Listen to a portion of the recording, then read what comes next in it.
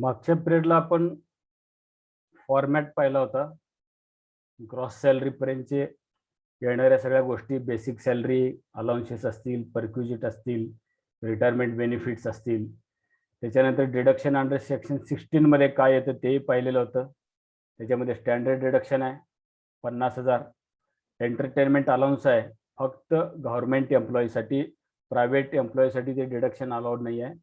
तिसरं जे आहे प्रोफेशनल टॅक्स, जे सगळेच कर्मचारी सरकारला पगारातून प्रोफेशनल टॅक्स भरतात त्याची देखील वजावट या डिडक्शन अंडर सेक्शन 16 मध्ये येतं.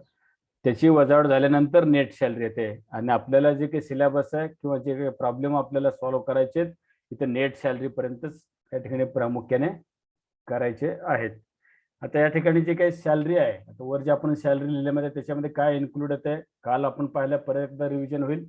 त्याच्यामध्ये बेसिक सॅलरी किंवा बेसिक पे म्हणून जे काही प्रॉब्लेम मध्ये तुम्हाला विचारलं जाईल किंवा सांगितलेलं इन्फॉर्मेशन ते असेल, डेअरनेस अलाउन्स असेल, महागाई भत्ता आपण म्हणतो त्याला डेअरनेस अलाउन्स, त्यानंतर कमिशन, सेल्स और परचेस और एनी जे काही टर्नओव्हर असेल प्रॉब्लेम मध्ये सांगितलं असेल ते कमिशन, त्यानंतर बोनस येईल, ॲडव्हान्स सॅलरी येईल, एरियर्स ऑफ सॅलरी येईल आणि फीस, या सगळ्या गोष्टींचा समावेश याच्यामध्ये होईल या सॅलरीमध्ये. आणि हा आपल्या या ठिकाणी प्रॉब्लेमचा फॉर्मॅट असणार आहे. आता जे काही अलाउन्सेस या ठिकाणी आहेत आपण पाहिलेलं, त्या अलाउन्सेसमध्ये प्रामुख्याने काही डिडक्शन देखील आहेत असं आपण उल्लेख केला काल आणि आज. आता समजा हे अलाउन्सेस आहे तर त्याला जे काही अलाउन्सेस दिले जातात वेगवेगळ्या हेडिंग खाली, तर त्या अलाउन्सेस पैकी त्यानं जर ऑफिस पर्पजसाठी किंवा ड्युटी या पर्पजसाठी जर पैसा खर्च केला असेल तर तेवढी वजावट किंवा एक्झम्पशन किंवा डिडक्शन त्याला मिळेल. आणि त्याच्या व्यतिरिक्त जे एक्सेस पैसे त्याला उरतील त्याच्यावर मात्र त्याला टॅक्स भरावा लागेल, म्हणजे ती अमाऊंट टॅक्सेबल असेल. तर असे टाईप 1, टाईप 2 आणि टाईप 3 चे 3 अलाउन्सेस आहेत. त्यामध्ये आता पहिला टाईप 1 आणि टाईप 2 चे अलाउन्सेस आपल्याला प्रामुख्याने इथं पाहायचे आहेत आणि जर वेळ मिळाला तर ते टाईप 3 चे देखील या ठिकाणी आपण उल्लेख करूया. अलाउन्सेस मध्ये काय सांगितलेलं बघा, allowances means monetary benefits received from employer by employee for some specific purpose. मालकाकडून, एम्प्लॉयर कडून त्यांच्या कर्मचाऱ्याला, एम्प्लॉईला काही स्पेसिफिक पर्पजसाठी मॉनिटरी बेनिफिट दिले जातात. त्या मॉनिटरी बेनिफिट्सना अलाउन्सेस म्हणायचं असं या ठिकाणी सांगितलेलं आहे. आता जे काही रूल्स आहेत त्या अलाउन्सेससाठीचे, ते रूल्स या ठिकाणी आपण बघूयात प्रामुख्याने.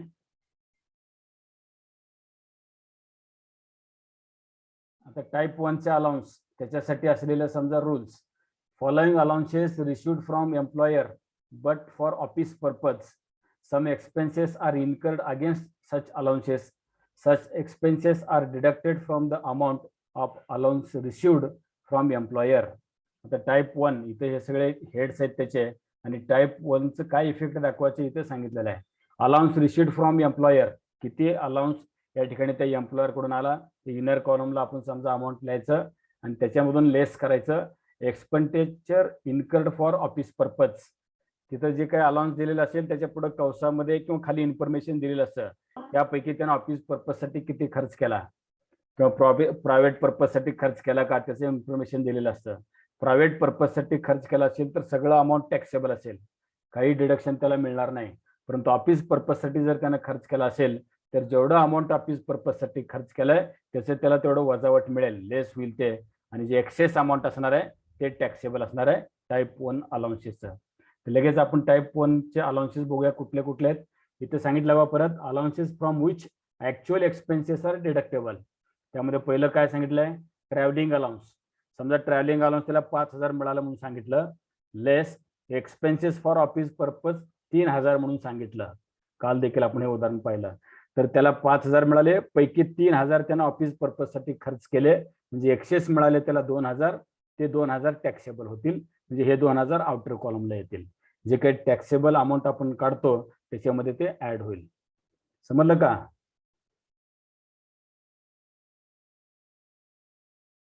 समजलं का? बेंबळगे, चव्हाण, हो सर. देशमुख. त्यानंतर दुसरे एक्झाम्पल आहे कन्व्हिनियन्स अलाउन्स, प्रवास भत्ताशी रिलेटेड असलेला. ते तसंच सगळे अलाउन्सेस तसंच, किती मिळालं पैकी ऑफिस पर्पजसाठी किती खर्च केला, एक्सेस अमाऊंट टॅक्सेबल. त्यानंतर ट्रान्सफर अलाउन्स, त्याची बदली झाली, एका ठिकाणून दुसऱ्या शहरात तो जाणार आहे, त्याच्यासाठी त्याला जे काही खर्च मिळालेले आहेत ते मिळालेला amount less expenses for office purpose, म्हणजे किती ऍक्च्युअल त्यासाठी खर्च आला, ट्रक भाडं ठरवलं किंवा ते काय मजूर ठरवलं त्याने, ते जे काय असेल ते सगळं वजावट होईल, एक्सेस अमाऊंट टॅक्सेबल. त्यानंतर युनिफॉर्म अलाउन्स मिळतं कर्मचाऱ्यांना, किती मिळाला, पैकी एक्सपेन्सेस फॉर ऑफिस पर्पज, त्यासाठी त्यांना ते धुण्यासाठी इस्त्रीसाठी किती खर्च केला ते वजा होईल, excess amount taxable. Helper allowance देखील तसंच आहे. मदतनीस, हेल्पर म्हणजे याच्या कामाला, त्या कर्मचाऱ्याच्या कामामध्ये मदत करण्यासाठी एखादा जर हेल्पर दिला असेल तर त्या संदर्भात आहे, त्याचे देखील या ठिकाणी जे ऑफिस पर्पजसाठी खर्च झालेला अमाऊंट आहे ते एक्झम्प्टेड होईल, एक्सेस अमाऊंट टॅक्सेबल. समजा युनिफॉर्म अलाउन्स मिळाला 4,000, त्यानं त्याच कामासाठी खर्च केला म्हणून सांगितलेले 2,000 आणि एक्सेस झाले त्याला 2,000 ते टॅक्सेबल होतील. हेल्पर अलाउन्सच्या बाबतीत असू दे किंवा युनिफॉर्म अलाउन्सच्या बाबतीमध्ये असू दे. त्यानंतर 6वा मुद्दा डेली अलाउन्स, दैनिक भत्ता त्याला आपण म्हणतो. तर ते दैनिक भत्ता त्याला जे मिळेल पैकी ऑफिस पर्पजसाठी जेवढा खर्च केला तेवढं एक्झम्पशन, एक्सेस अमाऊंट टॅक्सेबल. त्यानंतर 7वा मुद्दा आहे रिसर्च अलाउन्सेस, जे काही संशोधन त्याच्याशी रिलेटेड जे काही कामं करतात कर्मचारी किंवा अधिकारी तंत्रज्ञ, त्यांच्यासाठी तो अलाउन्सेस आहे. पैकी ऑफिस पर्पजसाठी किती केला म्हणून सांगितलं असेल त्याची वजावट किंवा सूट त्यांना मिळेल, एक्सेस अमाऊंट हे टॅक्सेबल होईल. अशा प्रकारे हे टाईप 1चं अलाउन्सेस आहे. आता टाईप 2चं जे अलाउन्सेस आहे त्याच्या संदर्भात काय इन्फॉर्मेशन दिलं बघा इथं. Following allowances received from employers which are fully taxable. Type 2चे जे अलाउन्सेस एम्प्लॉयर कडून एम्प्लॉयर मिळतील ते फुल्ली टॅक्सेबल असतील, त्याच्यात काय ऑफिस पर्पजसाठी किंवा वजावट सूट काहीच या ठिकाणी नसणार आहे. Fully taxable. If actual expenses are given then also such actual expenses not deductible. जरी आपल्याला समजा गैरसमज करण्यासाठी किंवा चुकवण्यासाठी एखाद्या वेळी ऍक्च्युअल एक्सपेन्सेस कंसामध्ये दिलेलं असलं तर त्याचा काय विचार करायचा नाही. जे काही त्याला मिळालेला अमाऊंट आहे, अलाउन्सेस आहे ते टाईप 2 मधले, ते 100% टॅक्सेबल म्हणून आउटर कॉलमलाच घ्यायचं. त्याच्यामध्ये बघा काय काय येणार आहे बघा. पहिला मुद्दा आहे फिक्स्ड मेडिकल अलाउन्स. आता जे कर्मचारी असतात त्या लोकांना एम्प्लॉयर कडून किंवा कंपनीकडून फिक्स्ड मेडिकल अलाउन्स मिळतं दरमहा, वार्षिक जे काय असेल ते, तर ते टोटली टॅक्सेबल आहे, त्याच्यात काही वजावट किंवा सूट नाही आहे. दुसरा मुद्दा आहे त्यातला लंच अलाउन्स, जे दुपारचं जेवण करण्यासाठीचा भत्ता, ते देखील टोटली टॅक्सेबल आहे. तिसरा आहे टिफिन अलाउन्स. आता समजा बाहेरून तो डबा मागून आणून वगैरे जेवत असेल, मेसमधून, खानावळमधून, अन्न कुठून, तर त्याला जे टिफिन अलाउन्स दिलं जाणार आहे ते टोटली टॅक्सेबल. त्यानंतर चौथा मुद्दा याच्यातला सर्वंट अलाउन्स. त्याला सर्वंट समजा प्रोव्हाइड केले असतील, कुक अलाउड केलेला आहे, त्यानंतर गार्डनर आहे, किंवा समजा अजून कोणी कर्मचारी आहे, स्वीपर आहे, असे जे कोणी कर्मचारी असतील ते जर त्याला अलाउड केले असतील तर त्यांना जे दिलं जाणारा पगार आहे ते देखील टोटली टॅक्सेबल असणार आहे, म्हणजे सर्वंट अलाउन्सेस. त्यानंतर 5वा मुद्दा याच्यातला सिटी कॉम्पेन्सेंटरी अलाउन्स. सिटी कॉम्पेन्सेंटरी अलाउन्स म्हणजे शहर क्षतिपूर्ती भत्ता. जे मोठे शहर असतात, मुंबई, मद्रास, दिल्ली, कलकत्ता, या ठिकाणी भाडं जास्त असतं, लांबून त्यांना प्रवास करत यावं जावं लागत असतो, तिथं महागाई जास्त असते, भाजीपाला, दूध सगळं महाग मिळतं. तर ते ग्रामीण भागात समजा या सगळ्या गोष्टी खर्च कमी असतात. उमरग्यासारख्या ठिकाणी, उस्मानाबाद, लातूर, सोलापूर सारख्या ठिकाणी इथं खर्च कमी येतो आणि ते मोठ्या शहरामध्ये खर्च जास्त येतो. तर ते मोठ्या शहरातला जो महागाईचा हा फरक आहे तो त्यांना या ठिकाणी ऍडजस्ट करण्यासाठी सिटी कॉम्पेन्सेंटरी अलाउन्स मिळतो, ते देखील 100% टॅक्सेबल आहे, काही सूट त्याच्यामध्ये मिळणार नाही. 6वा आहे स्पेशल अलाउन्सेस. याच्या व्यतिरिक्त काही स्पेशल अलाउन्स त्याला दिले गेला असेल तर ते स्पेशल अलाउन्स देखील टॅक्सेबल असणार आहे, टोटली टॅक्सेबल. त्यानंतर प्रोजेक्ट अलाउन्स. एखादा नवीन प्रोजेक्टचं काम चालू केलेलं आहे, त्या प्रोजेक्ट मॅनेजर पासून बाकी सगळे अधिकारी कर्मचारी त्या ठिकाणी आहेत, तर त्या सगळ्या त्या ठिकाणी काम करणाऱ्या लोकांना जर प्रोजेक्ट अलाउन्स मिळत असेल तर ते देखील टोटली टॅक्सेबल आहे. 8वा मुद्दा याच्यातला मॅरेज अलाउन्स. तर मॅरेज अलाउन्स जे आहे ते देखील या ठिकाणी टोटली टॅक्सेबल आहे. आता तुम्हाला दिसत असेल बघा, अगोदर दिसतं नाही माहित नाही. तर मॅरेज अलाउन्स जे आहे ते देखील या ठिकाणी टॅक्सेबल आहे. समजा लग्न करण्यासाठी म्हणून दिलेलं अलाउन्स, मग तो मुलगा असेल किंवा मुलगी असेल त्यांच्यासाठी दिलेला अलाउन्स, ते देखील या ठिकाणी टॅक्सेबल आहे. त्यानंतर allowances for gas, electricity and water supply. तर मोठ्या शहरामध्ये समजा गॅसचं देखील खर्च कंपनी करते, त्याचे घराचं जे लाईट बिलचं बिल आहे ते देखील समजा कंपनी भरते. वॉटर सप्लाय महानगरपालिकेने जे पाणी पुरवठा केलेला आहे त्याचं जे पाणीपट्टी येईल ते देखील समजा कंपनी भरते. हे जर सगळे अलाउन्सेस त्याला मिळत असेल, हे जर कंपनी भरत असेल तर ते मिळणारी अमाऊंट सगळी टॅक्सेबल असेल. कारण त्याचा पगार, त्याचं DA, त्याचं HRA हे सगळं सोडून या ॲडिशनल मध्ये त्याला मिळत आहेत. म्हणून या ठिकाणी हे टॅक्सेबल असणार आहे. कारण त्याचे वैयक्तिक कारणासाठी हे केले जाणारे खर्च आहेत. पहिल्या टाईप मधले त्यापैकी मॅक्झिमम अमाऊंट, पूर्ण अमाऊंट या ठिकाणी ऑफिस पर्पजसाठी खर्च करण्यासाठी जे होते त्याच्यापैकी काही रक्कम शिल्लक राहू शकते फक्त, म्हणून तिथे डिडक्शन किंवा एक्झाम्पशन आहे. टाईप 2 मध्ये काहीच नाही. तो वर सांगितलं बघा, allowances from which actual expenses are not deductible. जरी कंसात काय ऍक्च्युअल एक्सपेन्सेस सांगितलं असेल तर आपण काय गपलत करून घ्यायचं नाही. जेवढं काही अलाउन्स त्याला मिळालं एम्प्लॉयर कडून टोटली टॅक्सेबल. शेवटचा मुद्दा 10व्या याच्यातला ओव्हर टाइम अलाउन्स. आता काही वेळेला कर्मचारी काम करतात, एक शिफ्ट मध्ये काम केल्यानंतर दुसरा एखादा कर्मचारी गैरहजर असेल तर त्या पहिल्याच कर्मचाऱ्याला ओव्हर टाइम करावा म्हणून सांगितलं जातं. ओव्हर टाइम केल्यानंतर दररोज जर त्यांना पगार मिळतो एका शिफ्टचा, त्याच्यापेक्षा जास्त अमाऊंट, जवळपास दुप्पट अमाऊंट त्या ओव्हर टाइम अलाउन्सचे मिळत असतात. कारण त्यांना ऑलरेडी 8 तास काम करून परत अजून 8 तास काम करत असतो, त्यामुळे ओव्हर टाइम अलाउन्स जास्त मिळतं, ते देखील या ठिकाणी टॅक्सेबल आहे. समजलं? समजलं का? हो सर. त्याच्याशी रिलेटेड इन्फॉर्मेशन परत खाली सांगितलं बघा. If expenses for private purpose then not deductible. म्हणजे या पहिल्या याच्यासाठी जर समजा त्यानं प्रायव्हेट पर्पज साठी जर खर्च केला म्हणून सांगितलं असेल तर ते डिडक्ट होत नाही. ऑफिस पर्पज साठी खर्च केला असेल तरच डिडक्ट होईल, अन्यथा डिडक्ट होणार नाही. म्हणजे टाईप 1 आणि टाईप 2 चे हे अलाउन्सेस आहेत. ज्यावेळी आपण प्रॉब्लेमला सुरुवात करूया त्याच्यामध्ये हेच सगळे आयटम्स येतील मॅक्झिमम. काय येणार प्रॉब्लेम मध्ये? बेसिक पे. त्याचं समजा महिन्याला 10,000 आहे असं तुम्हाला इन्फॉर्मेशन देईल. मग तुम्हाला बेसिक सॅलरी प्रॉब्लेम मध्ये लिहायचं आहे. समजा पर्टिक्युलर कॉलम मध्ये बेसिक सॅलरी कंसामध्ये पर मंथ 10,000 इंटू 12 मंथ्स म्हणजे किती येईल वर्षाचे? 1,20,000. समजा DA 2,000 म्हणून सांगितलं, पर मंथ 2,000, तर DA च्या समोर 2,000 पर मंथ इंटू 12 म्हणजे 12 दोन्ही 24,000 असं ते अमाऊंट कॉलम मध्ये येईल. अशा पद्धतीने मग बेसिक पे, DA, त्यानंतर HRA आणि मग हे बाकीचे अलाउन्सेस किंवा त्याच्यानंतर परक्युजिट्स येतील. हे सगळं या ठिकाणी आपल्याला लिहित जायचं आहे. किंवा समजा त्याला काही एक्झम्पशन किंवा डिडक्शन मिळत असेल तर त्याचं कॅल्क्युलेशन करून तेवढे डिडक्शन किंवा एक्झम्पशन्स त्याला या ठिकाणी अलाउड करायचं आहे. टाईप 1 आणि टाईप 2 झालं आहे. त्याच्यानंतर टाईप 3 बघा या ठिकाणी. या टाईप 3 मध्ये काय सांगितलेलं आहे, कशाचं आहे? Some allowances have some special rules and conditions. एक मिनिट थोडंसं मोठं करतो म्हणजे तुम्हाला ते दिसेल.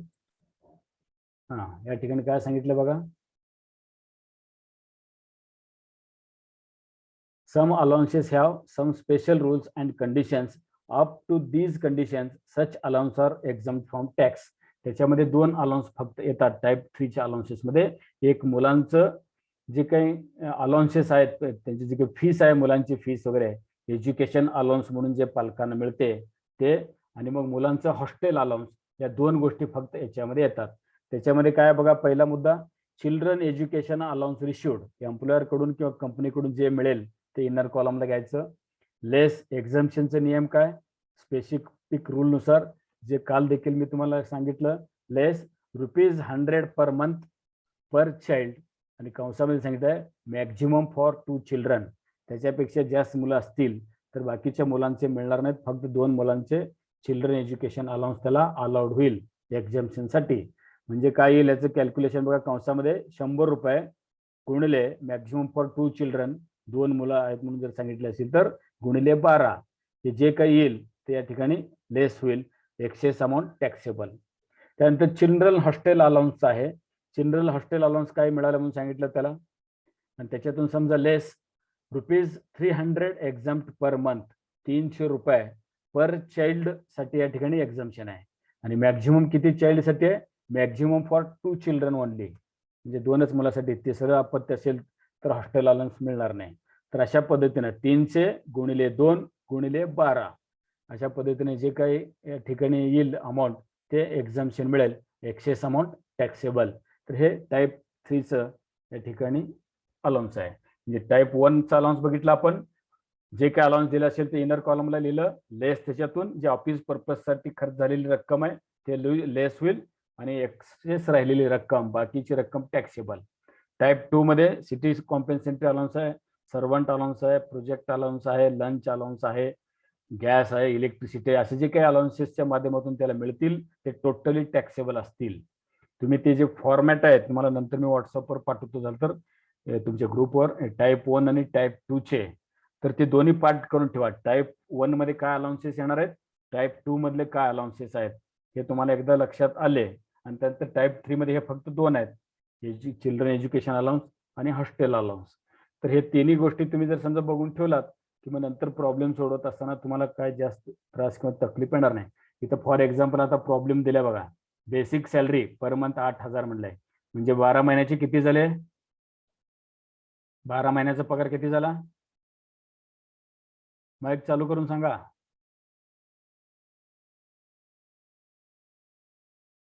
8,000 इंटू 12, 12,896, 96,000 रुपये वार्षिक त्याचं बेसिक सॅलरी झालं. डेअरनेस अलाउन्स सांगितलं 3,000 पर मंथ, म्हणजे 12 त्रिक 36,000 डेअरनेस अलाउन्स झाला त्याला, म्हणजे या ठिकाणी डीए. त्यानंतर डिअरनेस पे सांगितलंय, दैनिक भत्ता 1,000 पर मंथ म्हणलेलं आहे, म्हणजे गुणिले 12 म्हणजे 12,000.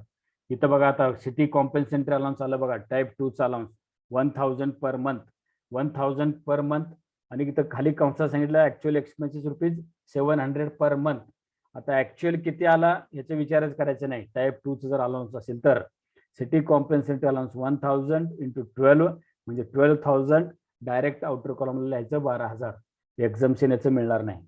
कन्व्हिनियन्स अलाउन्स हे टाईप 1चा अलाउन्स आहे, त्याच्यात काय सांगितलं 800 रुपये त्याला दरमहा मिळाले. आणि खाली सांगितलं जे काय ऍक्च्युअल एक्सपेन्सेस आहे, थोडंसं मोठं करूया हे,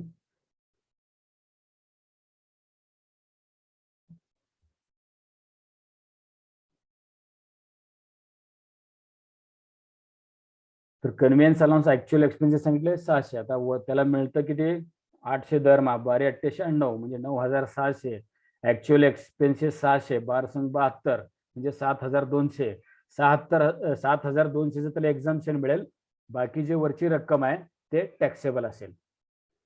समजलं का? चव्हाण बेंबळगे, माईक चालू करा.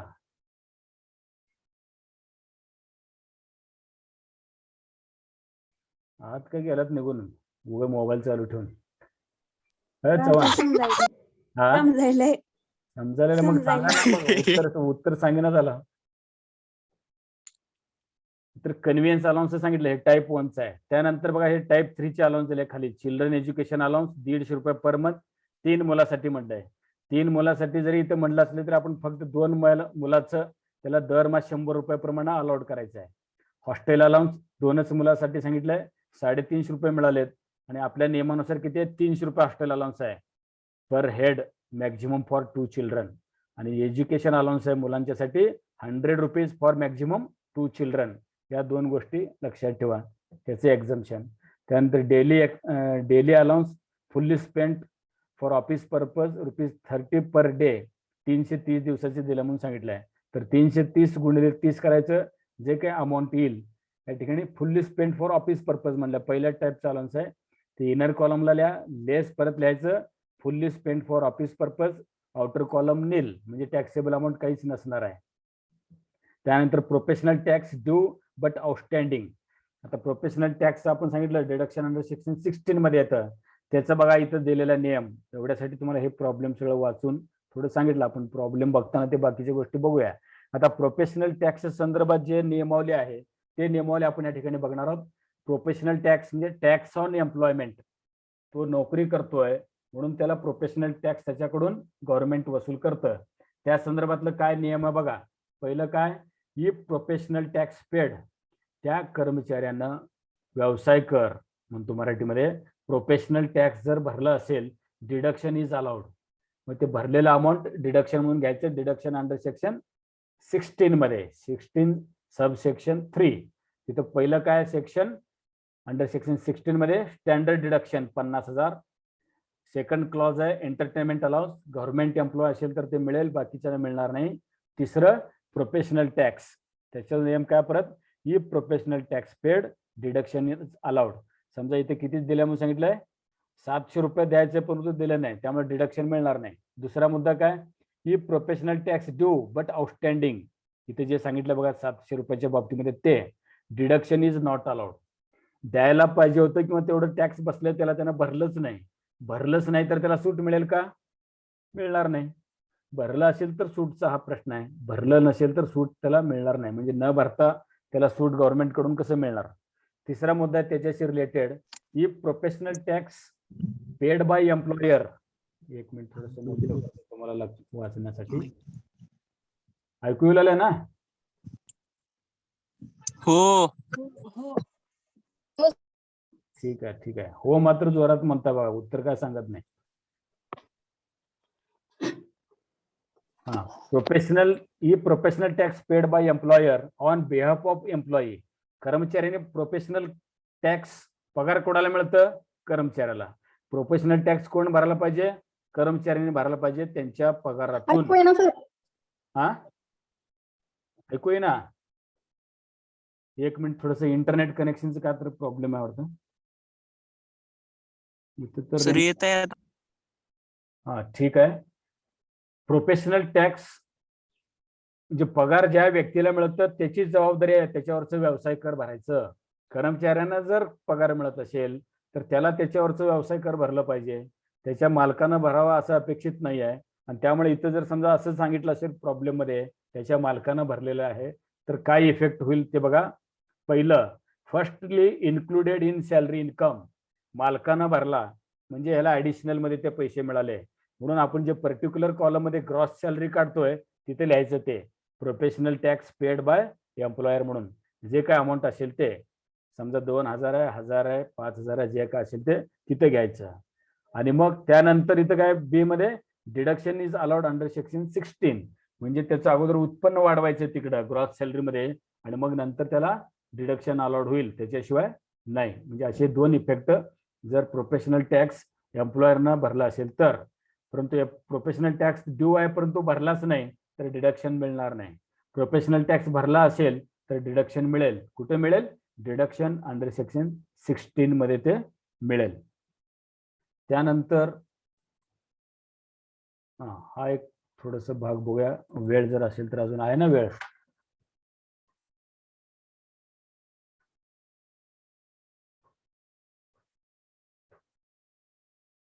स्टँडर्ड डिडक्शनचं जे आपण आता उल्लेख करतो ते ग्रॉस सॅलरी काल आपण बघितलं. बेसिक सॅलरी येईल, त्याच्यामध्ये अलाउन्सेस येतील, परक्विजिट येतील, त्याला म्हणतो ग्रॉस सॅलरी.